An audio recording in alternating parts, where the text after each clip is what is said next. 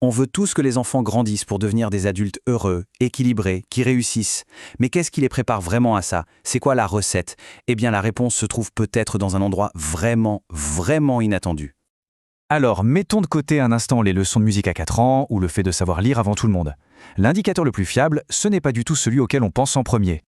Tout commence, ou en tout cas, une très grande partie se joue à cet âge-là. 3 ans. Oui, 3 ans. Mais alors, qu'est-ce qui peut bien se passer de si décisif à 3 ans? Figurez-vous qu'une chercheuse a fait une découverte assez folle. En analysant les données de toute une vie pour de nombreuses personnes, elle a vu se dessiner un schéma très clair. Ceux qui commençaient à participer aux tâches ménagères dès l'âge de 3 ans s'en sortaient bien mieux, mais alors bien mieux, une vingtaine d'années plus tard. Et là, attention, les bénéfices sont juste spectaculaires. Arrivés à 30 ans, ces mêmes enfants avaient un meilleur contrôle d'eux-mêmes, un sens des responsabilités plus développé, une plus grande autonomie. Ils avaient aussi de meilleures relations avec les autres et même une meilleure indépendance financière. Mais le détail qui change tout, c'est que ces résultats n'apparaissent pas du tout chez ceux qui commencent les corvées à l'adolescence. Le timing est donc absolument crucial. Bon, alors, c'est quoi le secret? Ce n'est évidemment pas le fait de savoir bien plier le linge qui fait la différence. Non, le secret, c'est ce qui se construit dans le cerveau de l'enfant pendant qu'il fait ses tâches. On parle ici des fonctions exécutives. Pour se faire une image, c'est un peu comme la tour de contrôle du cerveau. Ce sont ces compétences qui nous permettent de planifier, de rester concentré, de gérer plusieurs infos en même temps. Les tâches ménagères, ce n'est pas de la magie. C'est juste un terrain d'entraînement absolument parfait pour muscler ces fonctions.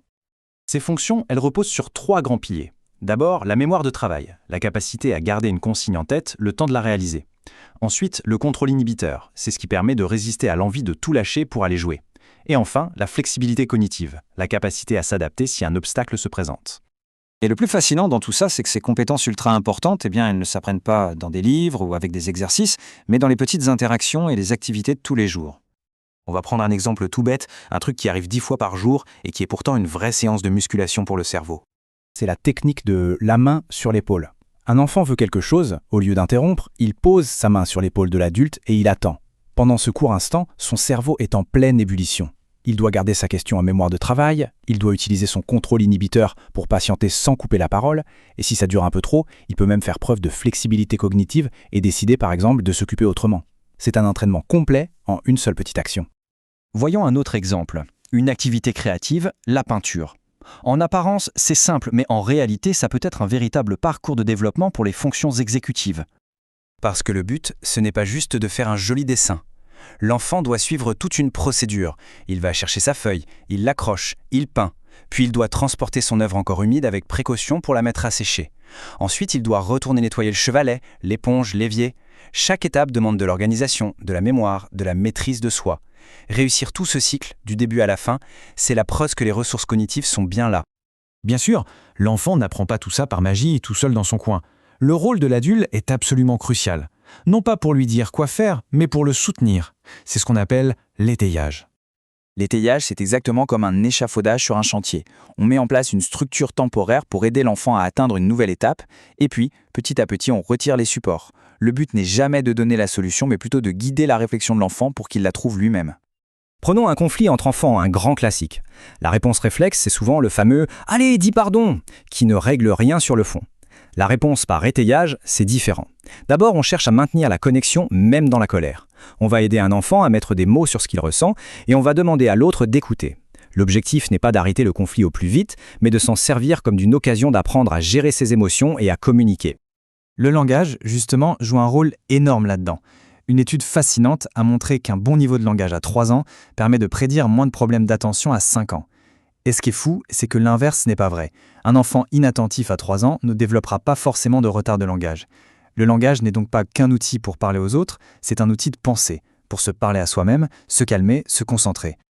Et tout ça, ça nous amène à une conclusion qui peut sembler paradoxale, mais qui est absolument fondamentale.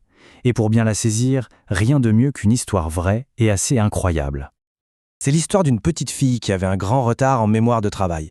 Impossible pour elle de retenir le son des lettres ou même de compter jusqu'à 3.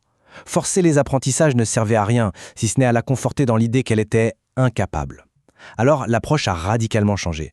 Plus de forcing sur les lettres, mais un focus sur les activités de la vie pratique, comme la peinture ou l'aide aux plus jeunes, pour renforcer ses fonctions exécutives. Et puis, des mois plus tard, en voyant son amie Shaima qui lisait, Elle a eu un déclic. Elle a prononcé cette phrase toute simple. « Je veux lire comme Shaima ». La motivation était là. C'était venu d'elle. Son cerveau était enfin prêt. Une semaine plus tard, elle savait lire.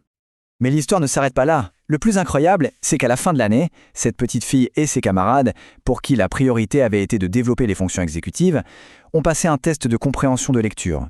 Ils étaient tellement en avance qu'on a dû leur donner un test de niveau CE2, et ils ont eu des scores parmi les meilleurs. Et ça illustre parfaitement la conclusion de la grande neuroscientifique Adela Diamond. Si on veut transmettre les fondamentaux, comme la lecture ou le calcul, la meilleure chose à faire, c'est d'abord de construire les fondations cognitives qui vont rendre ces apprentissages possibles.